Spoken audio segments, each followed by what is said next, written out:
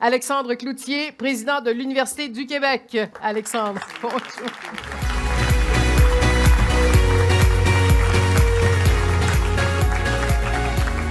Merci beaucoup. Merci pour cette belle invitation. Honnêtement, Isabelle, moi, il avait l'air bon de vidéo, par exemple. Peut-être que tu pourras le faire jouer à la fin de l'événement.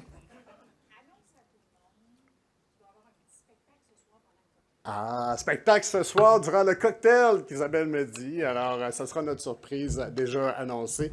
Merci Isabelle de nous rassembler, première des choses, puis merci d'organiser ce bel événement qui, année après année, visiblement, suscite un enthousiasme important. On m'a demandé, on m'offre cette tribune aujourd'hui pour faire une annonce importante et je tiens à souligner d'ailleurs que je suis accompagné par les recteurs de l'Université du Québec, la rectrice de l'Université du Québec en Outaouais, Mme Muriel Laberge, Monsieur le recteur de l'Université du Québec en Abitibi-Témiscamingue, Vincent Rousseau, le recteur de l'Université du Québec, M. Stéphane Pallage à Montréal, bien sûr,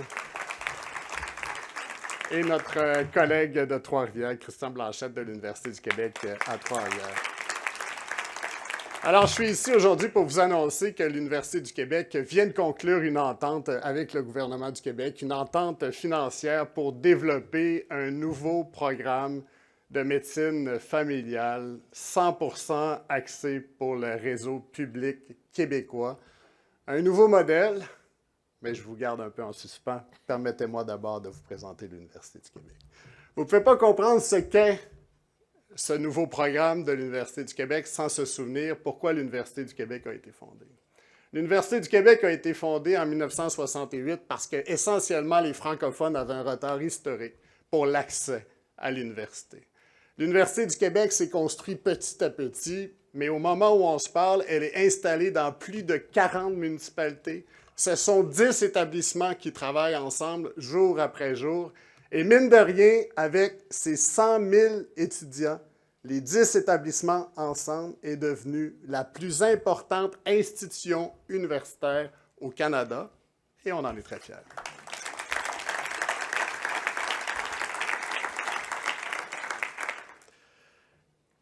Aujourd'hui, l'Université du Québec est aussi un incontournable dans le secteur de la santé.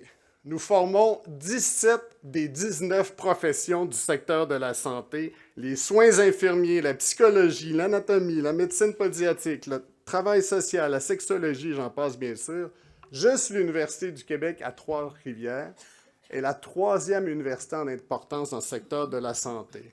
Je ne sais pas si vous avez réalisé, mais l'Université du Québec forme 50% de toutes les infirmières cliniciennes, 60% des IPS, 53% des psychologues, 53% des travailleurs sociaux, 100% des sexologues, des sages-femmes, des chiropraticiens et des médecins pédiatriques. Bref, l'Université du Québec est l'éléphant dans la pièce lorsqu'on parle des programmes en santé. On forme, mais on innove également. On a plus de 500 professeurs-chercheurs spécialisés en santé. Nous avons 17 chaires de recherche du Canada, le réseau CAR, connu pour ses recherches dans la santé et les communautés rurales.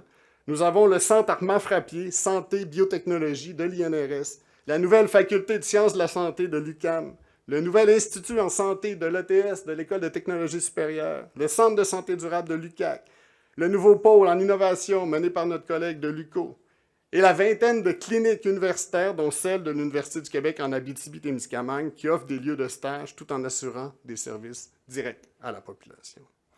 Bref, le prochain programme de médecine de l'Université du Québec est la dernière pièce maîtresse dans une structure d'offre de formation déjà bien enracinée. Vous savez, on en a parlé tout à l'heure, on a parlé de chaos, de zone de transition. Alors, mettons que nous traversons une période transitoire vers un monde meilleur. J'avais période difficile, moi, personnellement. Et la discussion, comme vous le savez, sur la première ligne soulève parfois les passions. Alors, encore aujourd'hui, vous le savez, car les Québécois qui n'ont toujours pas accès à un médecin de famille, la moitié des médecins de famille vont prendre la retraite, la population est vieillissante. Bref, ce sont tous des données que vous connaissez déjà. Et ce que vous savez probablement aussi, ça fait déjà plus de 20 ans que l'Université du Québec collabore avec les différentes facultés de médecine. Mais aujourd'hui, on veut aller plus loin. On veut répondre à un modèle de formation qui n'existe pas au moment où on se parle. On veut proposer un programme de médecine qui est différent. Donc, 100% axé sur le réseau public. Mais ce qui fait la différence de l'Université du Québec, c'est notre taux de rétention. Par exemple, 93% des travailleurs qui ont étudié à l'Université du Québec à Chicoutimi choisissent la région du Saguenay-Lac-Saint-Jean pour travailler. Dans la région du Saguenay-Lac-Saint-Jean, c'est près de 100% des psychologues qui ont été formés à l'Université du Québec à Chicoutimi. Lorsqu'on regarde en Abitibi-Témiscamingue, c'est 94% des psychoéducateurs qui ont été formés en Abitibi-Témiscamingue, donc à l'UQAT, qui décident de choisir la région. En fait, c'est assez simple à comprendre. Qu'est-ce qui fait que les gens ont le goût de travailler en région? Bien, c'est souvent parce qu'ils ont étudié, parce qu'ils connaissent des gens de la place et qu'ils y sont attachés. Moi, je continue d'habiter dans la belle région du Lac-Saint-Jean, à Saint-Gédéon, par choix, parce que ma famille y est établie, puis mes racines, c'est là qu'ils le sont. Lorsqu'on choisit les régions du Québec, c'est par choix, et on a vu les limites d'offrir des primes à l'éloignement pour aller travailler à l'étranger. La vraie rétention, c'est de travailler avec les gens qui ont le goût d'habiter les régions du Québec. Plusieurs me demandent où va être situé notre prochain programme de médecine. Le modèle de l'UQ est un modèle qui est ancré sur le territoire. Notre programme va exister grâce à la mobilisation des expertises spécifiques de chacun.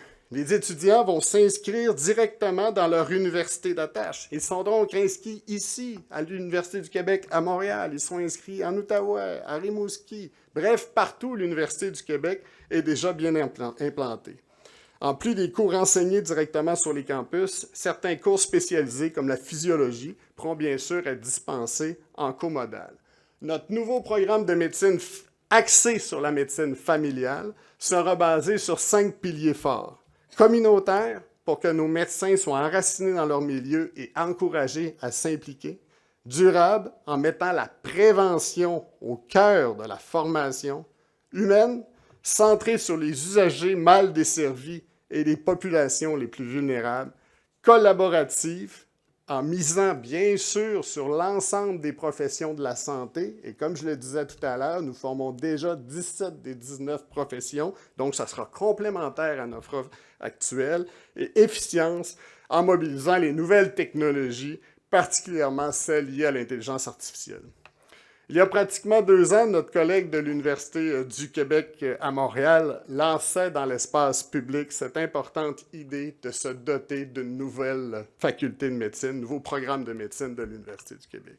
Alors aujourd'hui, nous avons franchi une étape importante par la signature avec le gouvernement du Québec d'une entente financière sur 12 mois qui va nous permettre de mener plus loin cette réflexion et de mener surtout une vaste consultation des différents partenaires, dont bien sûr plusieurs d'entre vous.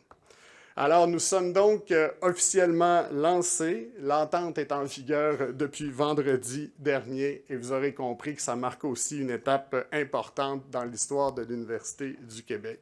Je termine en vous disant simplement, l'Université du Québec est habituée à vivre des moments, je dirais, lorsqu'on a des projets de développement, on est habitué à la critique, on va le dire comme ça. Juste se souvenir que lorsqu'on a fondé l'École de technologie supérieure, l'École d'ingénierie, il y a eu beaucoup d'opposition. On ne reconnaissait même pas les ingénieurs qui étaient formés par l'ETS. Aujourd'hui, en passant, l'École d'ingénierie est devenue la plus importante école d'ingénierie au Québec.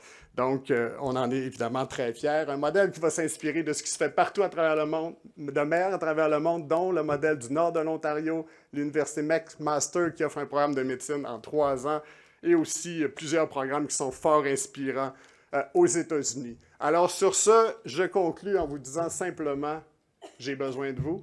J'ai besoin que vous participiez à nos travaux de consultation. J'ai besoin que vous nous tendiez la main pour que le Québec se dote d'un nouveau programme de médecine qui soit à la fine pointe de ce que souhaitent avoir les Québécois et de former des médecins qui ont le goût de s'établir auprès des populations sur l'ensemble du territoire, mais aussi de s'investir auprès des clientèles les plus vulnérables, dont évidemment dans l'Est de Montréal. Merci. Sur ce, bon congrès.